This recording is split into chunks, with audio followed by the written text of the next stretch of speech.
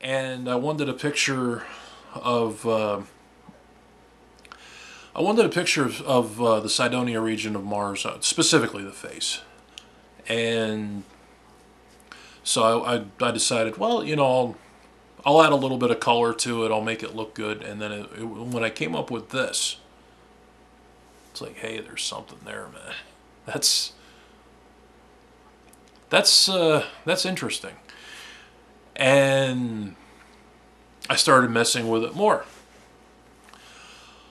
And then I decided, hey, you know, why don't we, you know, faces are essentially symmetrical, so okay, you can see that this one side's completely degraded. What did this thing look like? Say, what did it look more like hypothetically when it was new?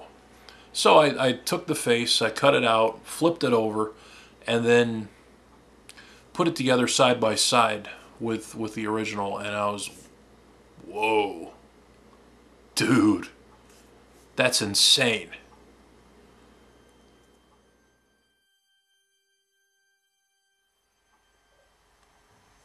Hello, welcome to this first installment of Damaged Networks. My name is Mike Rogers. I'm an independent researcher and amateur astronomer. Independent researcher basically means I, sort of as a hobby, I guess, I like to comb through NASA's website, JPL website, basically go through NASA photography and look for interesting things, interesting anomalies. And well, today I'm going to, you know, for our first installment, I'm going to try to tackle one of the more popular anomalies that we see in the solar system in NASA photography, and that is the so-called face on Mars.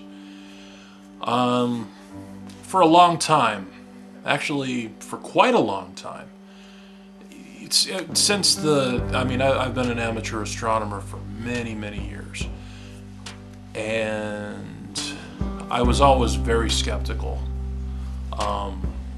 regarding, right from Viking, regarding the whole phenomenon of the face on Mars.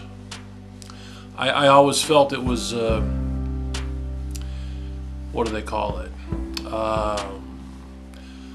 Pareidolia, I believe it's called, where the human mind is programmed to look for faces in objects, look for,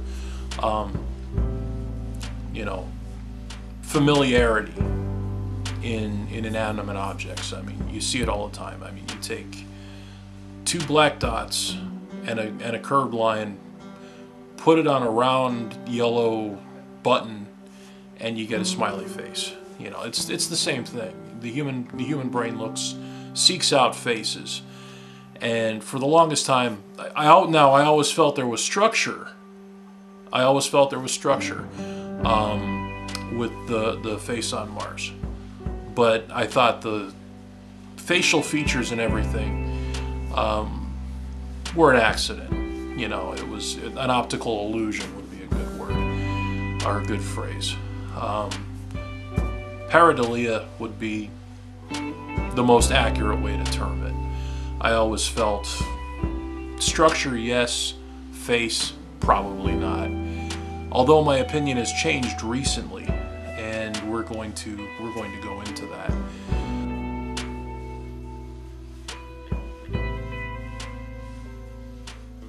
Just in case you're, you know, not familiar with what I'm talking about, I'll give you a little background.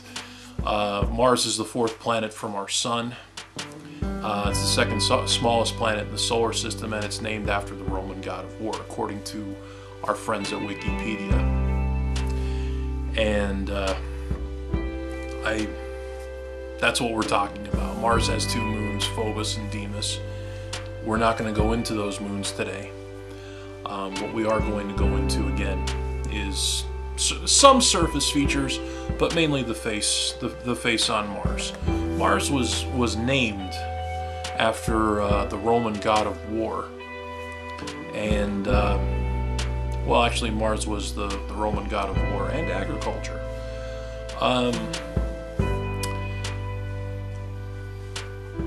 The Roman citizenry, especially the western provinces of Rome, believed that they were direct descendants of the god Mars. And they believed that Romulus and Remus, the founders of Rome, were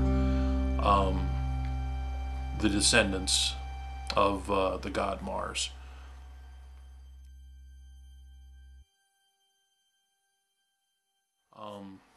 I started fooling around, more or less, I guess, on a lark, you might say.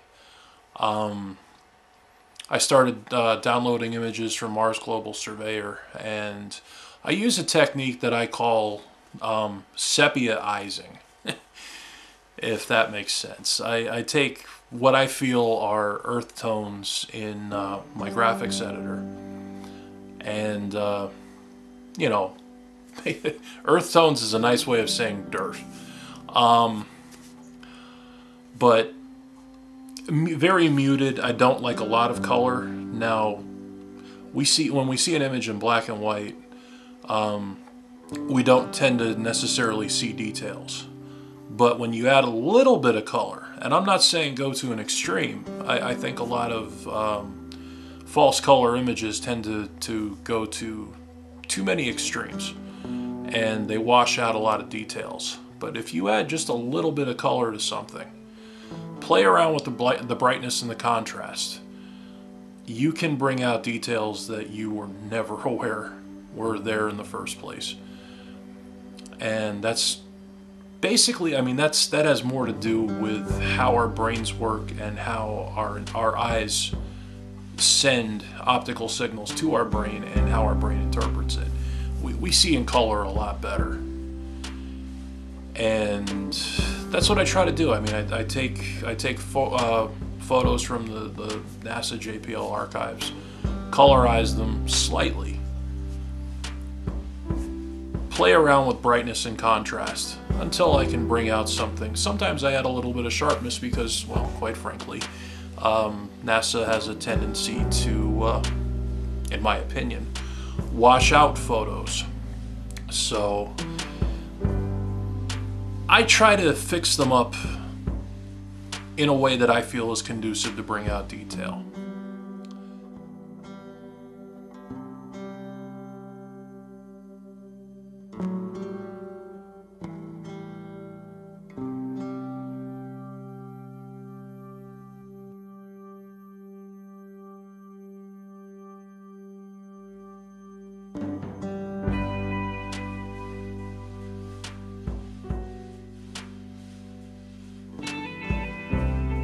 Okay, the whole kerfuffle and hullabaloo surrounding the face on Mars was brought to us by the Viking 1 orbiter, and this happened in 1976, July 25th to be exact. And NASA, during the initial press conference where it was showing the first Viking images, had outright dismissed it as a trick of light and shadow, you know, according to, I'm paraphrasing here, but they initially said, you know, it's a trick of light and shadow, isn't it amazing, you know, how this stuff can happen? And, you know, they laughed it off. I'm laughing it off. I'm laughing off, they're laughing it off right now. They laughed it off and they said, you know what, in the next image, the whole thing just disappeared, which of course we found out many years later that the next image, it didn't disappear at all. In fact, it was a lot more prominent. But as you can see in the picture here, I colorized it a little bit. I tried to bring out more detail. I wasn't successful. My technique in doing this doesn't always produce results. And when you're talking about, you know, resolution this faint, no, you're not going to get the, you know, not much I can do here is what I'm saying. Anyway, but there it is, complete with the little dropout mark that makes a nostril. That's definitely not there. And Unfortunately, from the images I've seen, this is the only one that you're going to get with the sun high in the sky, which I think is sad. You know, every other image that we've seen of it, every Mars Global Surveyor, Mars, anything that's brought back more images of the face, they seem to want to photograph it in as low light as possible, which is interesting. I also want to point out, now here's another picture of it. This is from Mars Global Surveyor, and this is a side view, side profile, if you will, where they say, look, it's just a hill, okay? It's a hill. Give it up. You can still see some detail there. And I want to point out, take a look at the Nazca Lines on Earth, you know, in Peru. Take a look at the Nazca Lines. If you were standing on the ground and you were looking at the Nazca Lines, you'd say, you know what, there's some symmetry there, but it really doesn't look like much.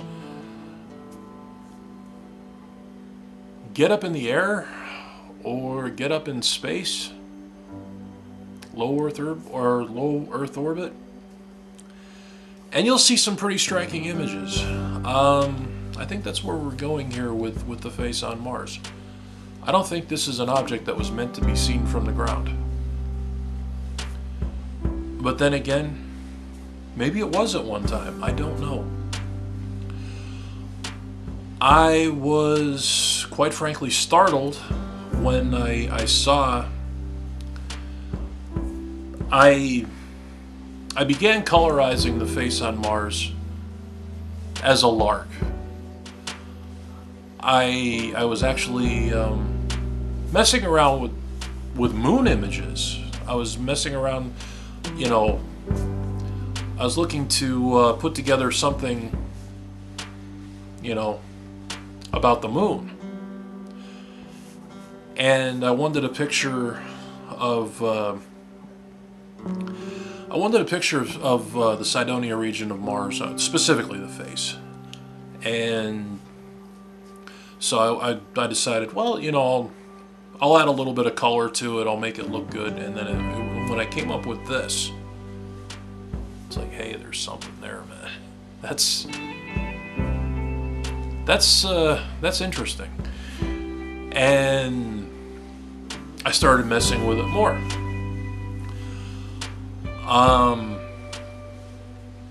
And then I decided, hey, you know, why don't we, you know, faces are essentially symmetrical, so okay, you can see that this one side's completely degraded. What did this thing look like? Say, what did it look more like hypothetically when it was new? So I took the face, I cut it out, flipped it over, and then put it together side by side with the original, and I was, whoa, dude, that's insane.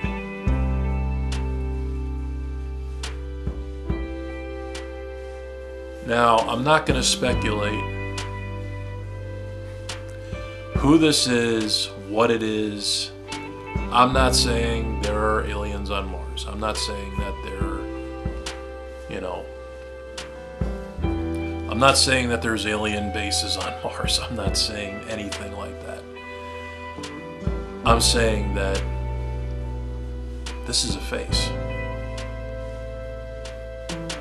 If you can't see that this is a face, then you're blind.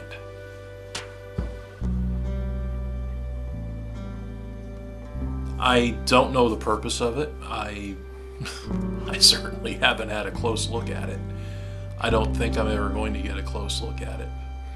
I'd like to. If anybody, you know, anybody out there in a secret space program, if you can score me a ride to Mars, have a look at the face, zip there, zip back, I'm all for it. I'll go.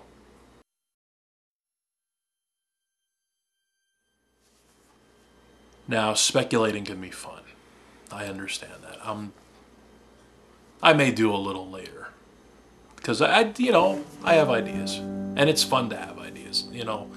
You look at something like this, and I mean, your imagination can really run away with you. And I try to not let my imagination run away with me. But if you look, down towards the bottom, I mean, the features around the chin, around like the area where the neck would be. Look how symmetrical that is. The helmet, that helmet, when you add a little bit of color and you take a look, I mean, I dare say, I mean, it looks, especially when you put it side by side, it looks a little like a flying saucer now, doesn't it? There's a diamond shape in the middle, in the very middle of the forehead area where the helmet is, and that's what I use to line up the two, part of what I use to line up the two images. The eye is absolutely creepy. Look at that eye. The side details on the head and the jaw. Now, like I said, if you look at the Nazca Lines in Peru, from the ground they don't look like much. From the side they certainly wouldn't look like much. But when you're looking at them from the angle that they were meant to be looked at, they look like something. And I don't think there's anybody on planet Earth that would deny that from the air the Nazca Lines look like something. Whether it be, a hummingbird or other, famous images that I'm sure anybody watching this has seen. This looks like a face.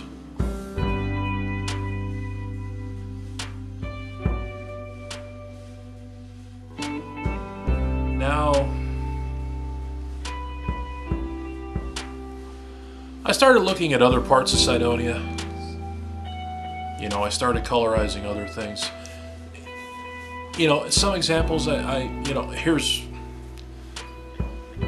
here's an example where, in my opinion, I don't know, maybe you see something that I don't, but I don't see anything here. I see a mesa. Is that snow-capped? I don't know. As with the face on Mars, and as with the face, I should have mentioned this earlier. The white areas that you see, I'm using a technique where I do a layer overlay and then I use a dark color. Now, when you do overlaid layers in photo editing, whites or really, really light colors are unaffected by dark colors. It always goes to like its nearest neighbor. So a dark brown is going to find areas in there that are black, or areas that are darker shades of gray to colorize. It's not going to affect any of the white areas or any of the really light areas. So I want to establish that. That's not colored. That's not colorized. That's not. The face, I don't know if that's snow. I've heard people say that it has very highly reflective properties and that it glimmers as though it were a highly polished metal. I don't know how true that is. It could be.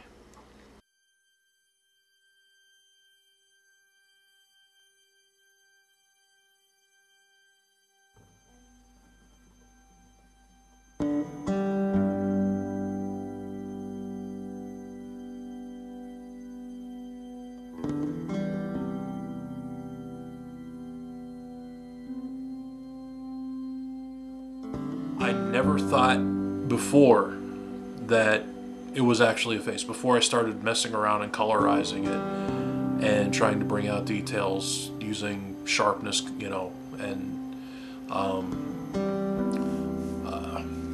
brightness and contrast, little, you know, hue and saturation, your different photo editing tools, you know, in any good photo editing program. Before I started doing this, you know, yeah, you know, it's like I said, symmetry, yeah, there's a lot of symmetry there. It's a little bit too symmetrical to be accidental.